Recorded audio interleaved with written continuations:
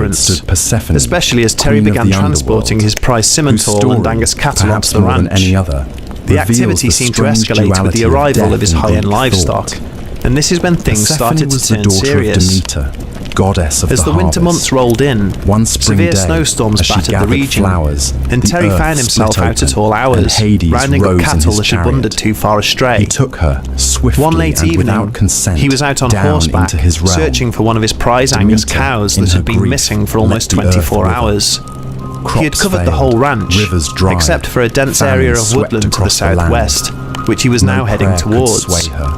As he approached the large outcropping of trees, he was relieved to see the unmistakable impressions of hoof prints in the deep snow, and he now knew that it was only a matter of time before he located the animal. But because she had eaten He paused briefly as he considered the tracks. Or perhaps just From the spacing, he determined that she had been running at full tilt as she had entered the tree line. Became a myth for the This was odd behaviour for a cow, especially during a snowstorm, unless she had been running from something. But what?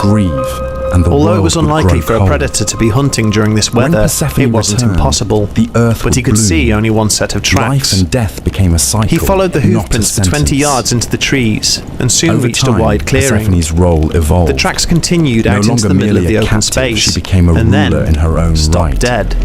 A queen The of cow was mysteries nowhere to be who seen. walked among the shades with A cold chill ran down his spine as he recalled how the wolf's tracks had stopped in a similar fashion, as if the animal had disappeared or had been sucked up into the air. Each year. He searched for a while longer, but began to lose hope. But the hope of renewal in the for end, the soul. He turned back towards the homestead with a heavy was heart. not entirely sealed. The only thing Terry loved more than his cattle was his family. And to lose a single cow or bull was not only financially devastating, it was also heartbreaking. Only to lose he had a profound sense of pride in the breeding and rearing of each of his animals. Heracles brought Cerberus to the surface. Over the course of the winter, Odysseus, 4 more of his prized cows and bulls would disappear in a similar fashion. Terry began to spend many nights outdoors, sticking to the shadows and creeping around his property like a spectre, trying to get the drop on who was taking his cattle. Only final. Unfortunately for him, to be a slave whoever or whatever it was always seemed to be 2 steps ahead. The greatest of the Greeks. The lights seen on his land were now commonplace, and so the Greeks but he could only ever view them from a distance.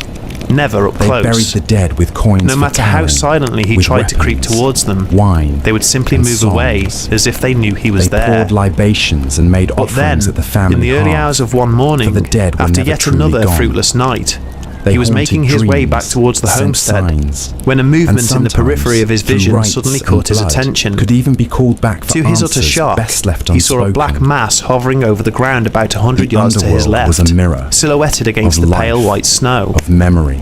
Immediately he hunkered down and quietly observed the strange object as it moved across the land. Nor hell to his eyes, it looked like a slightly smaller, snub-nosed version of the F-117 Nighthawk. Ruled by a god who However, did not seek love he knew or that prayers, it couldn't have been an F-117 because this thing was completely quiet, floating about 20 feet off the ground as if defying gravity. And in the stories coloured light shone from its hull, flitting over the snow as if it was searching for something. Rivers and thrones beneath Terry was able to observe it for around 15 minutes as it made its way over to the west before turning back and heading east again.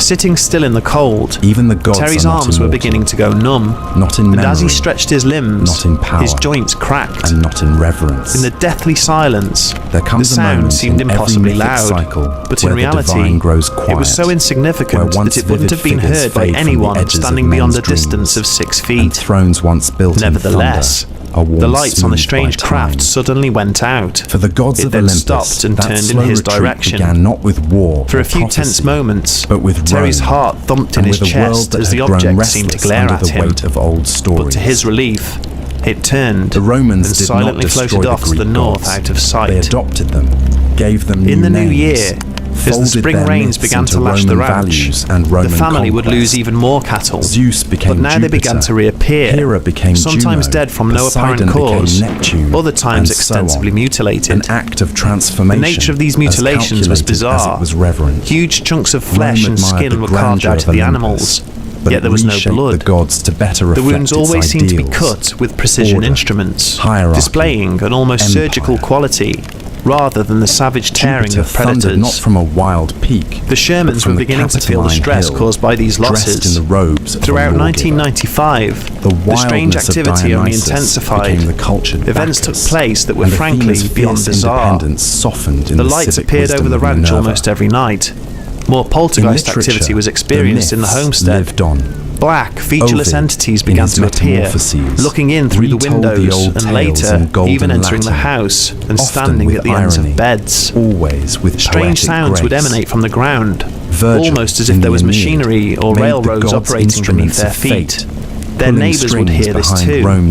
They also heard disembodied voices speaking in strange languages coming from the sky. One morning, Terry woke to find huge, cookie-cutter-like holes dug into his land, with no resulting piles of earth anywhere to be seen. Somehow, hundreds of pounds of soil had silently been removed from his property in the dead of night. In addition to this, strange creatures were spotted walking across the land, from humanoids that resembled Bigfoot to bizarre canine hyena hybrids with razor-sharp claws that would attack their livestock. There was an invisible entity that was often witnessed, not the being itself, but the effects of its presence. Livestock would part and move out of the way as if something big and unseen ran through the middle of the herd. Water in the canal would be displaced, as if large invisible feet were stomping through it. Another, smaller creature was witnessed that seemed to be shrouded in some sort of cloaking device, much like the alien entity from the movie Predator. Stationary orange lights were seen in the sky, which were different to the other ones Terry often witnessed moving in the distance. The first time he saw one of these anomalies, he was sitting out on his porch on a warm summer evening, when something suddenly appeared in the sky about a mile away from his position. He had been cleaning his rifle earlier on in the day, and a high-powered scope just happened to be nearby. He grabbed it and proceeded to view the object through the telescopic sight, and what he saw left him sitting there, mouth agape. The orange object looked like some sort of portal, and at its centre he could see an opening. On the other side of that opening was a blue sky, even though the sun had long since set. In his mind, it looked like a gateway to another place. These anomalies became a frequent occurrence above the ranch, and Terry would later describe seeing odd-shaped craft entering and exiting these openings on several other occasions. The most disturbing of all phenomena, though, were the orbs. They were not as common as the lights or portals, but when they did appear, they were far more obvious, zipping in and out of nearby trees and harassing the livestock. These were mostly about the size of a tennis ball and had a blood-red colour, but every so often, larger, blue ones would show up, and these were bad news. Nicknamed the Blue Meanies, these orbs were somehow able to instill intense fear in those who got too close to them.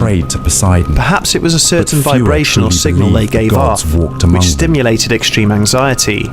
Terry and Gwen were never sure, but they feared the blue orbs more than anything else they had seen on the ranch. One evening, Terry was out on his porch again, observing the lights over his property as he often did, when he spotted an ominous blue glow coming from the tree line in front of his house. He was immediately on guard, as one of the blue orbs emerged from the thicket and slowly made its way towards him. 3 of his best hunting dogs sat by his side, and the moment they saw the orb, they began to growl and bark. Without even thinking about it, Terry set them loose, and they proceeded to chase it back into the trees. Whatever fear it was able to stimulate in human beings did not seem to affect dogs, and Terry felt his spirits lift as he considered that a small battle had been won. But then, suddenly, out of the darkness, came 3 pained yelps, and then nothing. He waited for a couple of hours, but his dogs never returned. He was far too scared to venture out and look for them, but in the morning, he and his son went to search the copse of trees where he had last seen them. On the ground, they found 3 cauterized piles of flesh, smouldering in the cool morning air. This was all that was left of his dogs. This proved to be the last straw for the Sherman family. They had endured much more than they could physically take over the last 2 years. They were not getting any sleep. The kids were doing poorly at school. Gwen had lost her job at a bank in town, and the whole family had taken to bunking in the same room because of the strange phenomena that was now regularly entering their household during the night. On top of this, they had lost 14 head of cattle, along with family pets, and they were now on the verge of bankruptcy. Seeing those vaporized dogs, it was now becoming clear just how much danger they were in. Terry had previously contacted a local newspaper about the strange activity taking place on his ranch, And although roundly ridiculed, the story was picked up by other publications. They became archetypes by chance, of war it caught the attention of one Robert T. Bigelow, of hubris and a billionaire businessman who had recently invested a significant amount of money in setting up a scientific team whose purpose was to investigate events of high strangeness. He offered to purchase the ranch from the Shermans, who were only too happy to accept. And by July 1996, Terry and his family had vacated the property. Faint at first, Bigelow's team, like a the National Institute for Discovery Science, or NIDS, were ready to move in by September that same year, and would in fact remain at the ranch for nearly a decade, studying in detail various instances of bizarre phenomena. Are not bound by they would have their own stories to tell. They endure what they encountered there was every bit as intriguing and downright terrifying as what the family had experienced. For the time being at least, during the long whatever had been tormenting the Shermans over the last 2 years was about to receive some unwelcome attention. Were they forgotten. It was about to come face to face with a fearless, highly equipped and well-funded team of investigators who were well aware of its presence. The hunter and Sophocles was about to become even as they condemned the beliefs these works once sustained. The old stories survived not in temples but in libraries, tucked between sermons and treatises, waiting. And then came the Renaissance, that great turning of the wheel, when Europe looked backward to move forward. In the courts of Florence, in the chapels of Rome, in the minds of thinkers like Petrarch and Erasmus, the gods rose again, not as deities, but as symbols of human nature. Painters draped Aphrodite in seashells and light. Sculptors gave Apollo his bow and grace. Poets invoked the muse once more. Myth was reborn in marble and canvas, not altar and incense. The gods no longer ruled the sky, but they reigned in art. In the Age of Enlightenment, reason challenged superstition, and yet the myths endured. They were studied, translated, dissected. To Voltaire, they were allegories.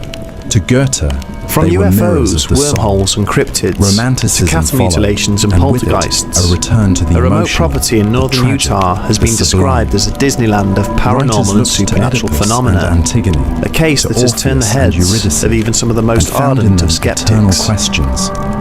We recount the tales from Skinwalker Ranch. What does it mean to be human? Then came the modern age. Myth was no longer confined to classical study. It appeared in literature, cinema, psychology, even comics. Carl Jung saw the gods as archetypes within the human mind, eternally re-emerging. James Joyce wove them into Dublin streets. Rick Riordan reimagined them for schoolchildren in Manhattan. In Marvel and DC, the gods walked again, not in robes and sandals, but in armor and spandex. And always, in the background, there remained the old tales, unchanged. Odysseus still sailed. Heracles still labored. Persephone still rose. It has been said that Utah, they were not particularly forgotten. northern Utah and the Uinta Basin, is one of the most active paranormal and supernatural hotspots on the planet. New tongues, everything from unidentified lights in the sky to weird humanoid figures and even Bigfoot have been spotted in the region. By those who carry it has a long history of high strangeness, what the Greeks gave us accounts which date back to the earliest of human settlements. Three out of every 4 people in this part of the state have experienced something out of the ordinary, and for many others just passing through. There is a palpable feeling that those dusty roads and bleak landscapes hide something of a dark secret. Much of the strange activity is concentrated in and around the basin, of risk, but some believe that within that radius there is an epicenter, from which all these bizarre phenomena seem to manifest. And what we must fear. A beautiful 480-acre ranch, situated about 100 miles due east of Salt Lake City. The myths still As with any other acreage, you hear it traditionally adopts the name of the current owner, in fallen but over time, in the it has come to be known by another. A girl the Utes believed this ranch to be the focal point of a curse placed on them by the Navajo. Tribe members were and still are forbidden from setting foot on this land, but the truths as they believe it to be in the path of the Skinwalker. The gods may have left For this reason, It became known to the locals left us. as Skinwalker Ranch. They walk quietly now. Throughout the latter half of the 20th century, in dreams and Skinwalker memories, Ranch was owned by a family in every tale which has that long dares remained to anonymous reach in beyond this the mortal mysterious veil. saga. For reasons They are not unknown, dead. they suddenly They have and simply inexplicably moved. vacated the property in 1987, And now, the story leaving ends. it empty and The unattended winds for on more than Mount 7 Olympus are years. cold. The That torches was in until Delphi are ash, 1994, but the myths when it was remain. purchased by Terry and Good Gwen night. Sherman. Along with their 2 children, the couple believed that they had found their